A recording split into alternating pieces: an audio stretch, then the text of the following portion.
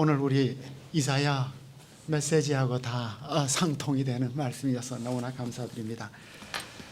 먼저 복습을 하나 해야 될 것 같은데 강의한 21쪽으로 돌아가서 복습을 하나 하겠습니다. 그 이사야서는 이사야가 예루살렘과 유다에 대하여 본 이상이라 환상이라, 이사야서는 이사야의 환상이에요. 강의한 21쪽. 그럼 이 환상이 뭐냐? 선지자가 환상을 보았다는 이 환상은 어떤 것이고 어떤 성격의 것인가에 대해서 가이사랴의 바질, 수도 바질 교부께서 하신 말씀이 참 인상적입니다. 우리에게 도움이 되는 것 같아요. 선지자는 육신의 눈으로 볼 수 있는 육감의 환상에 대하여 말하지 않는다. 육신 눈으로 보는 게 아니다. 오히려 하나님께서 밝혀주신 그의 정신으로 볼 수 있는 환상이다. 선지자는 지금 황홀경, 엑스타시 상태에서 말하고 있지 않다. 악령에게 사로잡힌 사람의 정신은 그 자신의 것이 아니다. 그렇죠? 그들은 실제 하지도 않는 강과 산과 짐승들을 본다. 거기에 존재하지도 않는 색을 보고 실제로 보지 않은 친구나 낯선 사람의 이미지를 본다. 그들은 정신을 잃고 혼란에 빠져 어두웠다. 성도들은 그렇지 않다. 하나님께서 내가 선지자들에게 이상을 많이 보였다고 말씀하신다. 호세아서 12장 10절. 하나님께서 환상을 보여주실 때는 정신을 어둡게 하지 않고 환상을 받아들일 수 있는 준비를 시킨다. 그때 성령의 현존으로 조명을 받는다. 맑은 정신으로 장차 올 일을 예지한다.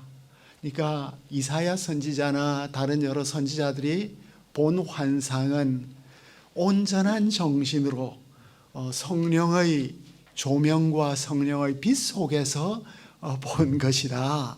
우리는 이런 환상을 잘 볼 수 없겠습니다마는 하나님께서 자신의 계시의 도구인 선지자들에게 그들의 지성과 감성과 의지와 이 모든 것들을 온전하게 사용하셔서 이 환상을 보여주고 있다. 이런 말씀이 되겠습니다. 아멘이십니까? 아멘. 악령으로 보는 것하고 참 다르다. 뭐라고 했을까요? 그러니까 우리가 마사에 대해서 마사는 여러 가지로 번역이 될 수 있는데 짐도 될 수 있고 경고도 될 수도 있고 묵시도 될 수 있고 마사에 대한 토론을 제가 어디 길게 하지 않았습니까? 네, 그건 한번 이제 그 마사에 대한 토론은 강의한 14쪽에 있네요.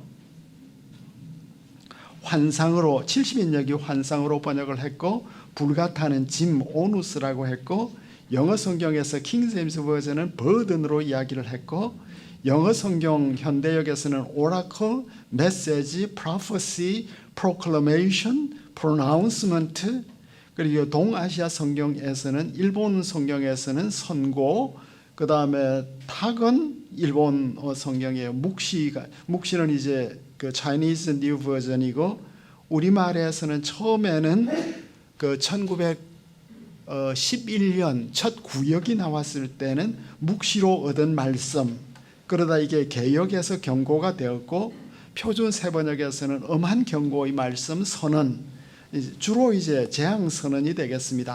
근데 가끔 심판의 말씀, 이게 이제 심판 말씀이 제일 원어에 가까운 것으로, 그러니까 한 단어가 가지고 있는 다양한 뉘앙스들을 히브리어로 우리가 받았으니까 이게 헬라어로 번역이 될 때의 뉘앙스, 또 라틴어로 번역이 될 때의 뉘앙스, 우리말로 번역이 될 때의 뉘앙스가 다양하게 생긴 것 같습니다. 자, 그렇다면 가이사랴의 버질이 이 환상에 대해서 참 잘 설명을 해 주었는데 우리가 이 환상을 설명을 한 이후에는 그 다음에는 어디를 가야 되겠죠? 선지자들이 본 환상과 예수님은 어떤 관계가 있는가? 선지자들은 장차 올 예수님과 장차 이루어질 하나님의 나라, 그리고 현재 하나님의 나라에 대해서 많은 것들을 보고 하나님의 뜻을 참 혼탁하지 않게 가장 순결하고 아름답게 증거해 주었는데, 우리는 이 환상에 근거해서 예수님을 증거해야겠죠.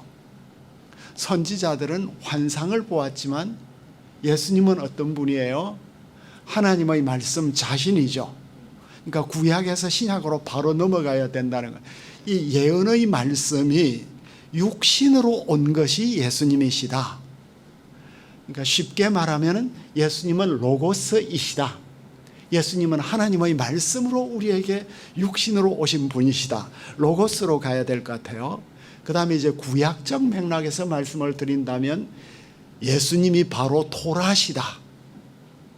하나님께서 모세를 통하여 또 선지자들을 통하여 토라를 가르쳐 주셨는데, 그 토라는 굉장히 다양하지 않습니까?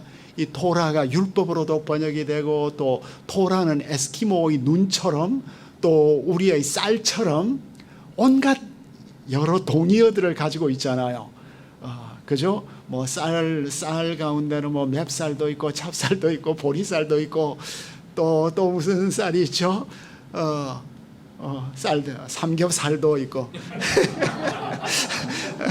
경상도 사람은 쌀하고 쌀이 구별이 안 돼가지고, 그러니까 농경 사회에 있어서는 쌀이 다양한 언어를 가지는 것처럼 토라도 우리의 모든 삶에 다 적용을 해야 되니까 굉장히 다양한 용어를 통해서 토라나 미시파트나 또 호크나 미츠보트나 이게 이제 뭐 단수 복수 남성 여성 시편 119편에 보면 온갖 토라가 우리의 삶의 모든 영역에 다 이렇게 적용이 되지 않습니까?